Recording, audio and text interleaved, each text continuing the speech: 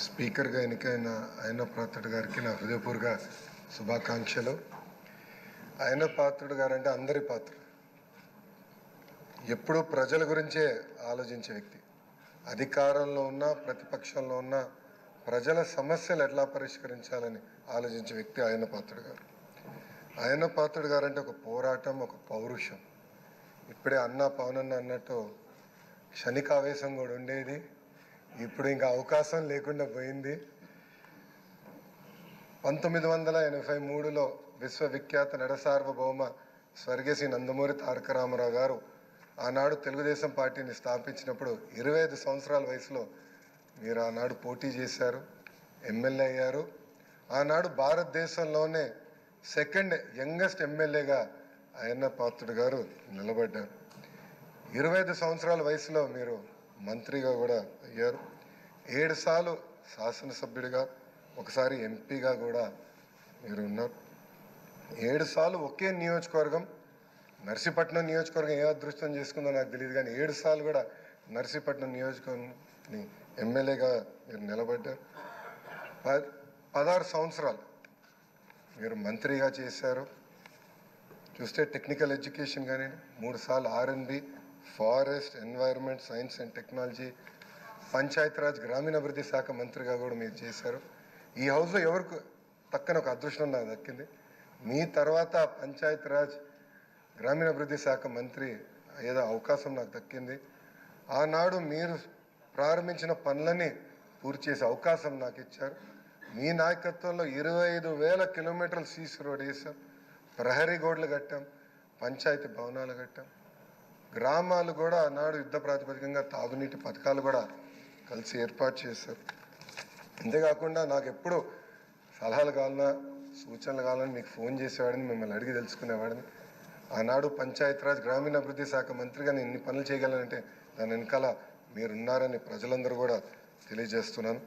ఇంతేకాకుండా పెద్దలు గౌరవ ముఖ్యమంత్రి గారు చెప్పినట్లు ఆనాడు ఉత్తరాంధ్ర సుజల సవంతి ఇరిగేషన్ కోసం కూడా మీరు పెద్ద ఎత్తున పోరాడారు.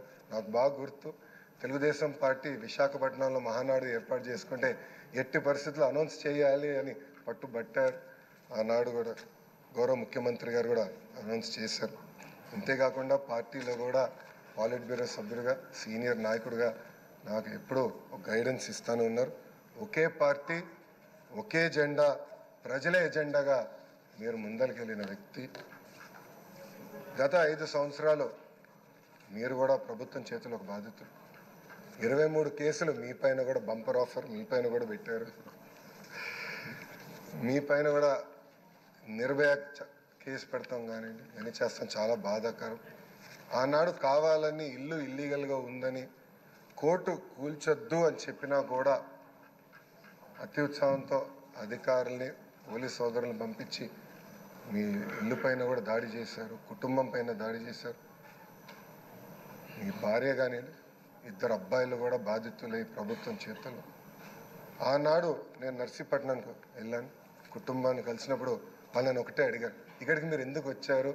మీ అవసరం రాష్ట్రానికి ఉంది, ఏం పర్వాలేదు, అయ్యన్న పాత్రుడు గారు పోరాడతారు, ఎక్కడికి వెళ్ళరు, మీరు వెళ్ళి అందరు కార్యకర్తల్ని కాపాడండి అని తల్లి కూడా నాకు చెప్పడం జరిగింది. నేను అది ఎప్పుడూ మరవలేను.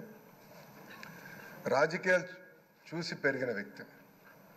ఒకప్పుడు శాసనసభ జరుగుతుందంటే రాత్రి 2-3 వరకు కూడా జరిగేది. ముఖ్యమంత్రి గారు, ప్రతిపక్ష నేత హోరాహోరీగా చర్చలు చేశారు. యువకులుగా మేమందరం చూసేవాళ్ళం. ఉందాతనంగా సభ జరిగేది. ఎవరన్నా స్పీడ్గా మాట్లాడినా 2వ రోజు సభకొచ్చి కొంచెం స్పీడ్గా మాట్లాడడం, క్షమించండి అని కూడా కోరిన రోజులు అందరం చూసాం. కానీ గత 5 సంవత్సరాలు అన్నీ లేకుండా పోయినాయి. ప్రజలు కూడా ఒక మాటలో చెప్పాలంటే శాసనసభని అసహించుకునే పరిస్థితి వచ్చింది. ఇది చాలా చాలా బాధాకరం. ఇక్కడ చాలామంది మొదటిసారి శాసనసభ్యులు ఉన్నారు. మీ నాయకత్వంలో నేర్చుకునేదానికి మేము ఈ హౌస్కి వచ్చాం. సభ సాంప్రదాయాలు ఏంటి, ఎలా ముందలు తీసుకెళ్ళనేది మీరు మమ్మల్ని అందరినీ గైడ్ చేయండి. యంగ్స్టర్స్గా గతంలో ఎట్లయితే సభ జరిగేదో, పెద్దలు ఎలా ఈ సభని నిర్వహించారో నేర్చుకోవాలన్న ఆలోచనతో మేమందరం ఇక్కడికి వచ్చాం. మీ ప్రోత్సాహం ఎప్పుడు మాకు ఉండాలని మిమ్మల్ని అందరినీ అధ్యక్ష వారిని నేను కోరుతున్నాను. అంతేకాకుండా మాకు నాయకత్వం అందించండి, లీడర్షిప్ ఇవ్వండి. హౌస్ని మేమందరం మీరు చెప్పిన మాట మీద నిలబడతాం. గౌరవ ముఖ్యమంత్రి గారు మన మంత్రులు కలిసినప్పుడు మాకు చెప్పారు, ప్రతిపక్ష హోదా లేకపోయినా, ప్రతిపక్ష ఇక్కడ ఈరోజు హౌస్కి రాకపోయినా మనమే ప్రతిపక్షం అనుకోవాలి, ప్రజల తరపున నిలబడాలి, ప్రజల తరపున పోరాడాలి, ప్రజల సమస్యలు తెలుసుకోవాలి, ప్రజలు కావాల్సిన చట్టాలు మనం తీసుకురావాలని చాలా స్పష్టంగా చెప్పారు. దానికి మీ సహకారం చాలా చాలా అవసరం అని మిమ్మల్ని నేను కోరుతున్నాను. అయ్యనాథ్ పాత్రుడు గారిపైన ఎన్ని కేసులు పెట్టినా, ఎన్ని రకాలుగా హింసించినా ఆయన ఒకే మాట చెప్పేవారు, నేను తగ్గేదే లేదనేవారు. అహర్నిశలు పోరాడేవారు.